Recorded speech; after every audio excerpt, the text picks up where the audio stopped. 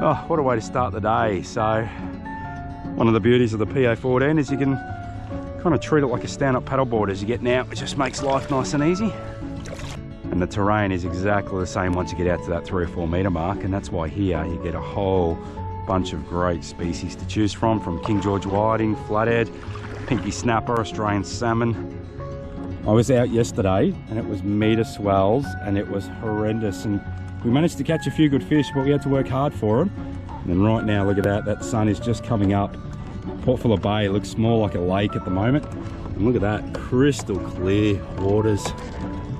Got up today, it was 4 degrees, there was fog everywhere, there was ice everywhere, and we've reached our destination, and you wouldn't know it because the conditions out here today are absolutely breathtaking. So that sun is just coming up, and today we're hoping to, walk away with a bag of King George whiting, a few flathead, a few pinkies, maybe some Australian salmon, some snook, lots of stuff in these waters. It's peak low tide right at the moment, so we're just heading out to slightly deeper waters. We're going to fish that sort of 3.5 and 4 metre mark, and I'm pretty confident we're going to get stuck into some awesome fishing action, guys. So sit back and enjoy the show.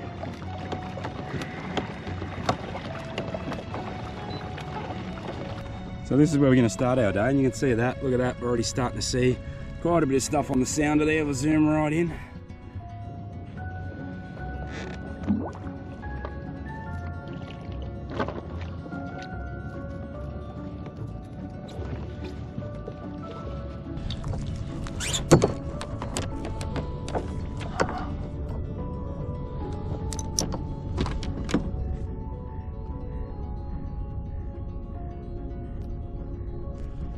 You on?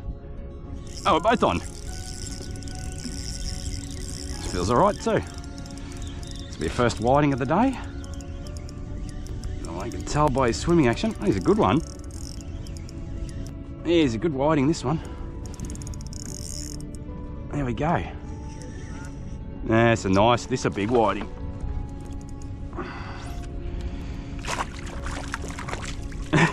Which I'm trying to lose. There we go.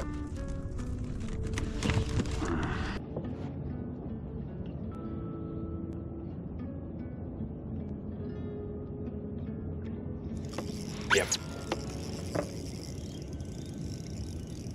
Come on, another whiting. Oh yeah. Good whiting, here we go.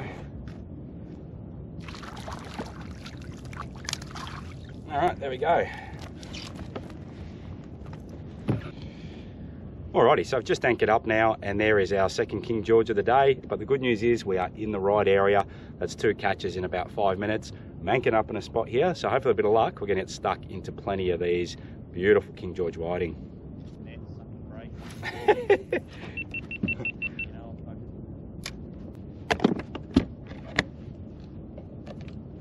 Alright, we've got a few now, so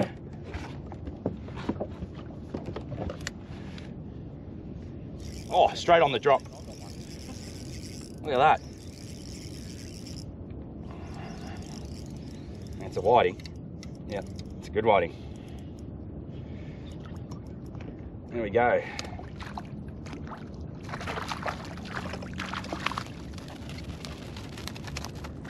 All right, so I've anchored in a good spot here because that's 3 whiting and 3 casts. So I'm spending more time rigging and re-rigging in between catches. But we're doing really good here. It's a great start to the day. And that's exactly what you want. You get those little assist hooks just pinned in the side of the mouth. That was the whole reason why we came up with this idea. And it just works an absolute treat. You want to be able to get those hooks out nice and easily. And then the beauty is then you can just re-rig up that plastic, bang, straight in that same area, and away you go. But there you go. There's 3 King George whiting in 3 casts on this spot that I've anchored. So I think it's going to be a really good day. That's all right. I've done 3 casts in this spot for 3 fish, so let's see. There must just be a patch of them just here. Need to get a towel. Yep. Geez, he played with it non-stop. Oh, it's a better size one. There we go, 4 whiting in 4 casts on this spot. So that's the key with whiting, is once you find them, you can really hone in on them. And that's obviously where, you know, using your sounder to mark some waypoints is really helpful. Also, you know, if you've got an anchor, whether you're on a kayak or not. So I've got the little anchor trolley, found a spot, got one, anchored up there. Beautiful. That's 5 whiting now, but 4 and 4 casts on this one spot. And it just goes to show, if you find the feeding school that are active, then you're in for a really productive morning. And there you go there. There's another King George whiting.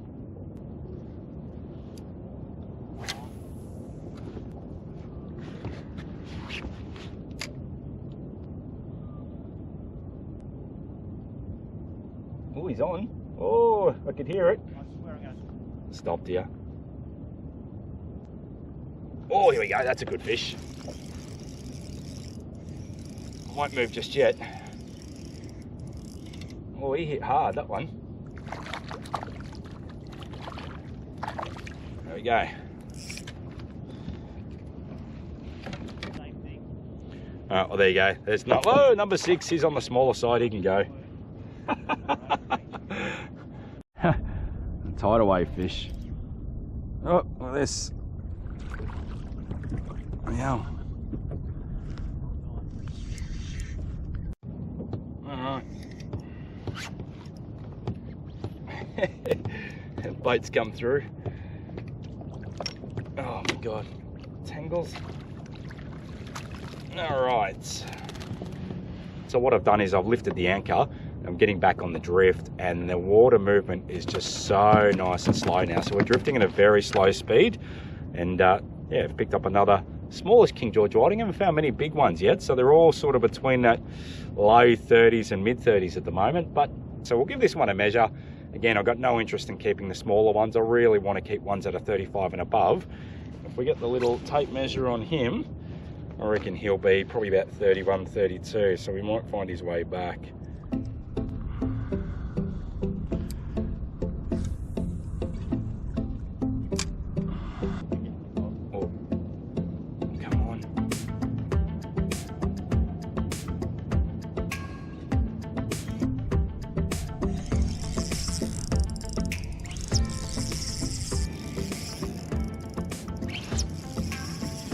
Big flathead. Yep, that's a big flathead. I could feel him playing with it. Oh yeah, he's a nice lizard. Where's my net? There we go. Woo, it's a rocky too.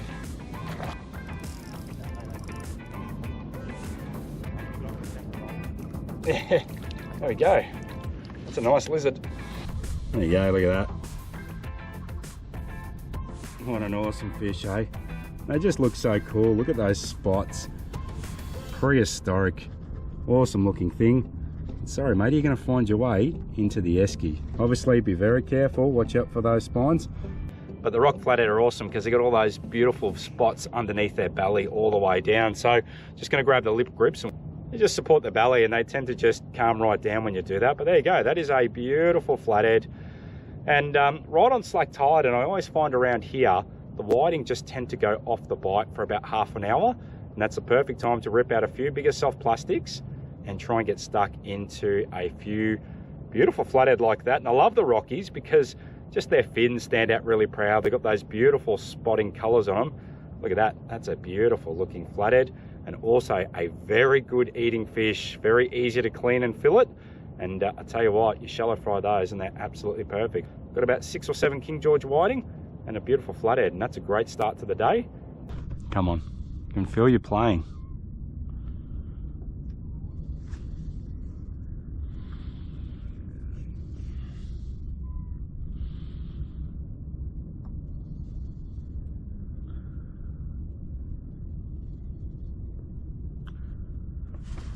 That's a fish.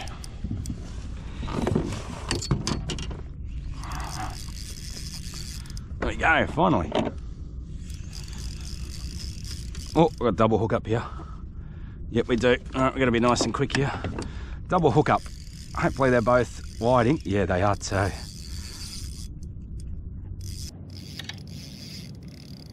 Oh, it's a nice whiting. There you go, on the Ned rig. Beautiful.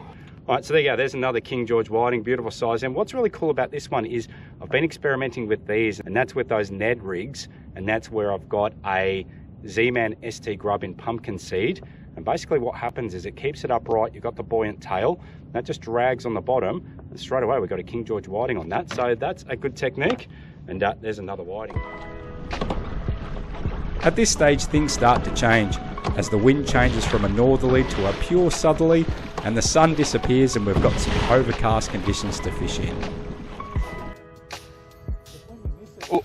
Oh, that's a bite. Come on. Nah, that's a flatty or something. Yeah, it's a little. Gonna be a flatty for sure. There's not a bad flatty.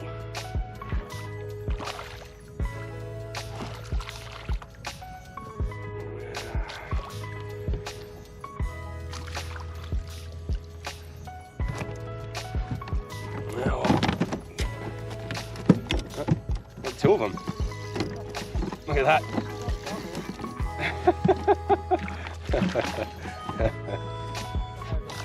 There's a patch of them here. They're both probably keeper size. Ugh. Obviously, mate, there's a patch here, so let's get the pliers out. Another.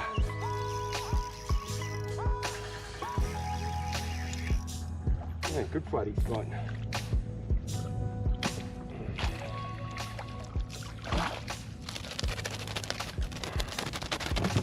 Flatties everywhere here. But we'll take home a feed of flathead. Pretty sure he's a legal size fish, so let's give him a measure for.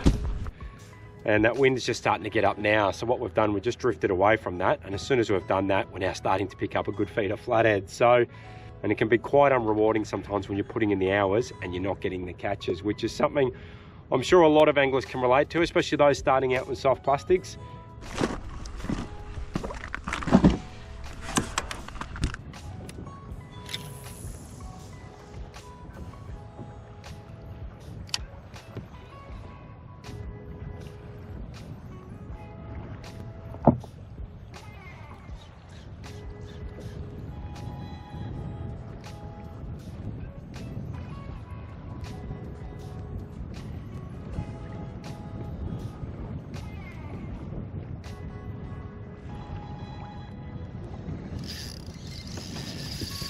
There we go, there we go. That's the fish we're after.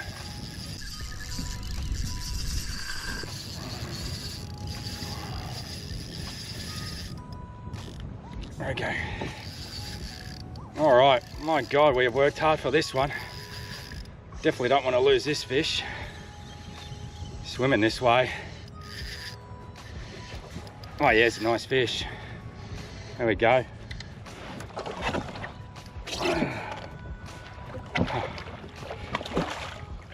Woo. There we go. Ah, yay. Look at that for a beautiful fish. Look at that, he's got that little pilchard imitation in his gob. And this guy there, I've just measured him now, he's just 44 centimeters. So that's more of your pinky size. That's definitely not a snapper. But what that is a beautiful panty size. And you can see that's just taken on that Berkeley 4-inch minnows. So that was a soft plastic I was using a lot this year to catch a lot of those Australian salmon. Just a bait style imitation soft plastic. But there you go, that's a good way to break in that brand new Twin Power FE. That's a beautiful panty, so we'll get him on ice. And hopefully there might be some bigger ones. That's all you need sometimes is a bite. It lifts the confidence levels and you're like, okay, we know we're in the right area, we know we're doing the right things. Let's work through it. Let's see if we can get that next fish or an upgrade. That's fishing sometimes. Even the best anglers in the world, some of our tournament anglers, they go through those real slow days. But if you can kind of work through it and get onto a good bite, that's when you know that you're doing all the right things. Fishing is not an easy sport sometimes, and it doesn't always reward the effort that you put in. And we see it a lot with beginners. A lot of beginners write to us and say, hey, I'm going to these spots, I'm not catching. It's just about working through those moments. And then when you get those catches, it just makes it also more rewarding. So we're going to keep working through this. It's definitely swung around to a southerly now. So it's not the most pleasant out here, but I think I might just fish with one rod just for the time being and see if I can just use the pedal system and just keep myself on top of a few areas that I think will hold a few good fish. Fingers crossed something happens.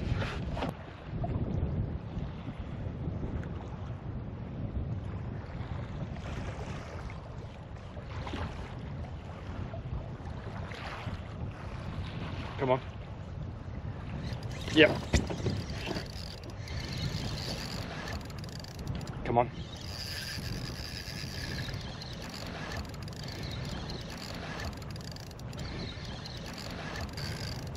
All right, it's fired up a little bit now. Yeah, it's definitely probably similar size to that last one, I got a feeling. It's fired up now, which is good. There we go. All right. All on that same soft plastic. Interesting. He's a little bit smaller. He's probably going to be about 41, 42. But the good news is they're here and they're biting. So every time you catch a fish, mark a waypoint. And this is good. And they're liking that little Berkeley 4-inch minnow. Nothing on the turtle backs at all today, which is very unusual. So we'll have a look at this. Look at that. Magnificent. And we've got a couple of pinkies now. So he's on the smaller size, so I think I'll let him go. I'll tell you what, we're having some fun now. All right, so it's good to be getting a few catches. I mean, there's a nice size on this light gear. This is just a 2 to 4 kilo X Pride with a 2500 size twin power FE. So this is actually my first session out with the twin power FE. Beautiful reel. And a mate of mine was out here fishing on his Passport with me about 10 minutes ago, and he's taken off just because these conditions are really starting to get a bit rough. At the moment I'm okay, but if it gets any rougher than this, then we'll pack it in and we'll go home and we'll come out again, because there's always another opportunity to come out and catch fish.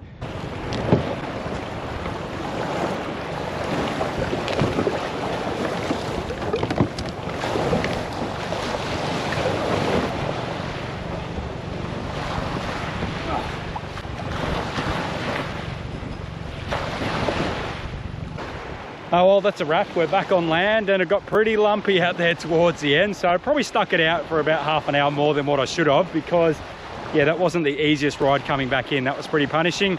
And unfortunately, just as the bite got really good, just as that tide was changing, then the conditions went rubbish and forced us to come in a bit early. It's a shame, because I reckon if we had another hour on the water, I reckon we would have got stuck into some pretty awesome fish. Now that water temperature is still really cold at the moment, and I reckon all we need is a spell of a few days in the high 20s or low 30s, and the fishing in Port Phillip Bay is just going to go absolutely crazy. It's been frustrating. It's been a little slow past few weeks, but we'll get there, guys, so hang in there, and hopefully we've got some great fishing ahead. Look forward to seeing you on our next episode sometime soon. Take care, everyone. If you enjoyed the episode, then become a Fishing Mad member. It's easy to join by visiting www.fishingmad.com.au/member and gain access to an online portal that's full of helpful fishing content, including detailed workshops, fishing reports, rigging tutorials, podcasts, giveaways, competitions, maps, gear reviews, sounder training, exclusive videos, and much more. It's a great platform and helps to support everything we do at Fishing Mad, so become a member today.